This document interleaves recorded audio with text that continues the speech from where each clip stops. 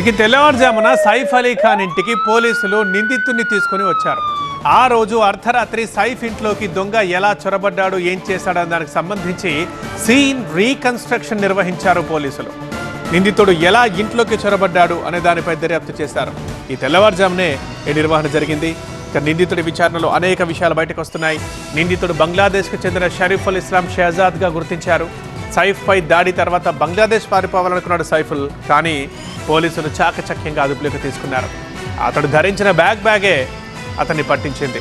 ఇక దర్యాప్తులో భాగంగా ఈ తెల్లవారుజామున నిందితుడిని సైఫ్ అలీ ఖాన్ ఇంటికి తీసుకెళ్లిన పోలీసులు అసలు ప్లాన్ ఎలా ఎగ్జిక్యూట్ చేశాడు, ఇంట్లోకి ఎలా వచ్చాడు, దీనిపై వివరాలు రాబట్టారు సీన్ రీకన్స్ట్రక్షన్ చేసి. ఇక రాత్రి ఎక్కడున్నాడు, ఎక్కడి నుంచి ఇంట్లోకి వచ్చాడు, ఈ విషయంపైన ఆరా తీశారు. పలు ప్రాంతాల నుంచి 19 ఫింగర్ ప్రింట్లను సేకరించారు.